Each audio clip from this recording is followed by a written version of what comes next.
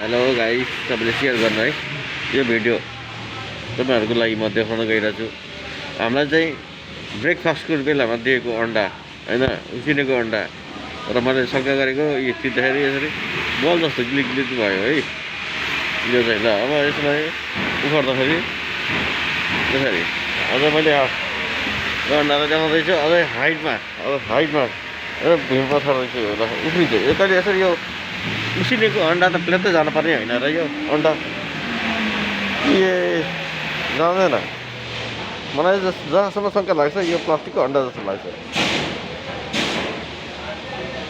के हो यो?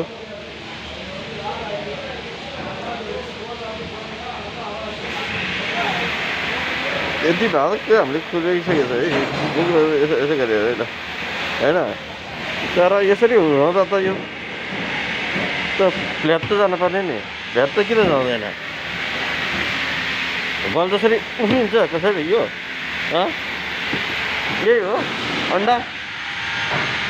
के यही स्वास्थ्यको लागि फाइदा छ यो अन्डा, हानिकारक छ यो अन्डा? हेर्नुहोस्, अब अन्डा खान नि धेरै सचेत हुनुपर्ने बेला आएछ। ल यसरी चित्दाखेरि चिके जानुपर्ने नि होइन अन्डा आयो त। तर यो ल यसरी यसो गर्दा त क्लिक क्लिक क्लिक क्लिक हुन्छ। जुत्ताबाट हिँड्दाखेरि बज्दाखेरि कुद्नु पर्ने, किन कुर्दैन यो? ल यो फेरि ल यसरी यो अन्डा अचम्म लाग्यो। आज भिडियो चाहिँ सबै सेयर गर्नु है यो भिडियो, बच्चाहरूलाई खुवाउनुलाई अझै होसियार गर्न। अब अन्डा खुवाउनु, बजारको अन्डा खुवाउनु नखाउँदा राम्रो।